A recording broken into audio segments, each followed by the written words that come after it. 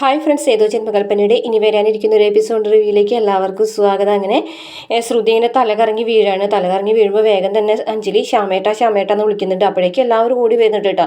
അശ്വിനാണ് വേഗം തന്നെ എത്തുന്നത്. ശ്രുതിയുടെ അടുത്ത് തന്നെ ഇരിക്കുന്നുണ്ട്. എന്നിട്ട് ശ്രുതിനെ വിളിച്ചുകൊണ്ടിരിക്കുകയാണ്.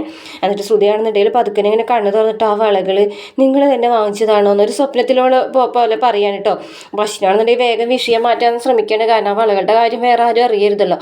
അപ്പോൾ അഞ്ജലിയോട് പറയാണ്, ചേച്ചി ഇത്തിരി വെള്ളം എടുത്തുകൊണ്ട് വരാൻ പറഞ്ഞു. അപ്പോഴേക്കും അഞ്ജലി ആ വെള്ളമൊക്കെ കൊടുക്കുകയാണ്. വെള്ളം കൊടുത്തു കഴിഞ്ഞ ശേഷം അശ്വിൻ പറയുന്നുണ്ട്, ഞാൻ ഡോക്ടർക്ക് ഫോൺ ചെയ്യാൻ ചേച്ചി എന്ന് പറഞ്ഞിട്ട് ഡോക്ടറെ വിളിക്കാൻ പോകുമ്പോൾ ശ്രുതി പറയുന്നുണ്ട്, വേണ്ട എനിക്ക് കുഴപ്പമൊന്നുമില്ല, ഇപ്പം ഞാൻ ഓക്കെയാണ്, വെറുതെ ഡോക്ടറെ ഒന്നും വിളിക്കണ്ടെന്നൊക്കെ പറയും കേട്ടോ. ശ്രുതി പതുക്കനെ എഴുന്നേക്കാണ് കേട്ടോ. അപ്പോൾ ശ്രുതിക്ക് കുഴപ്പമില്ല എന്ന് അറിയുമ്പോൾ എല്ലാവരും അവിടെ നിന്ന് പോകും.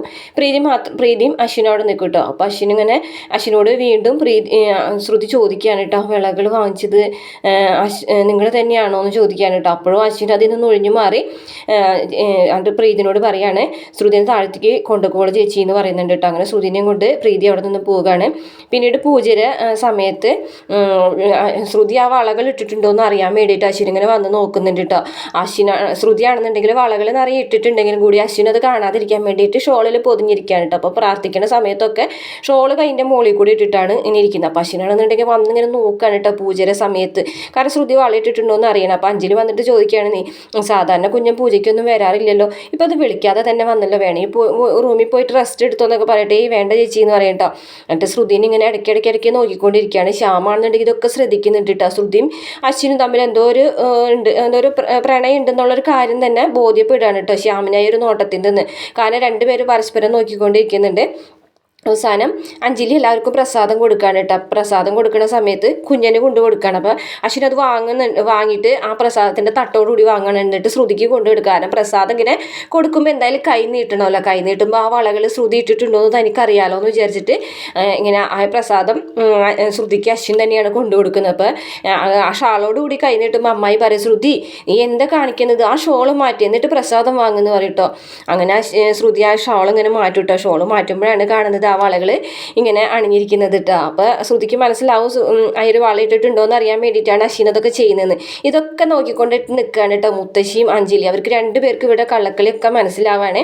അങ്ങനെ പൂജയും കാര്യങ്ങളൊക്കെ കഴിയുന്നുണ്ട്. അപ്പോൾ എല്ലാവരും കൂടിയിട്ട് വീട്ടിലേക്ക് പോകാൻ റെഡി ആയിട്ട് നിൽക്കുകയാണ്. അപ്പോൾ ശ്രുതിയാണെന്നുണ്ടെങ്കിൽ ഇങ്ങനെ പറയുകയാണ്, എന്തായാലും ഈ വളകൾ അശ്വിൻ സാർ തന്നെ വാങ്ങിച്ചാണെന്നുള്ളത് ഞാൻ അങ്ങേരെ കൊണ്ട് തന്നെ പറയിക്കുന്നു. ഇങ്ങനെ അവൻ സ്വയം വെക്കുകയാണ് കേട്ടോ.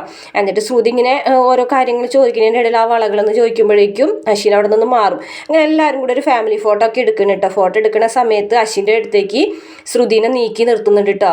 ആകാശം പ്രീതി ഒരുമിച്ച് നിൽക്കാൻ വേണ്ടിയിട്ട് ശ്രുതിനെ അശ്വിൻ്റെ അടുത്തേക്ക് നിൽക്കുകയാണ് കേട്ടോ. അശ്വിൻ്റെ അടുത്ത് നിൽക്കുമ്പോൾ ശ്രുതി ഇങ്ങനെ വളകൾ കൊണ്ടൊക്കെ ഇങ്ങനെ അശ്വിൻ്റെ മുഖത്തിട്ടിട്ട് ഇങ്ങനെ കിളിക്കുന്നുണ്ട് കേട്ടോ. ഈ വളകൾ പറഞ്ഞോ, നിങ്ങൾ തന്നെയല്ലേ ഇത് വാങ്ങിച്ചത് എന്നൊക്കെ പറയാൻ കേട്ടോ.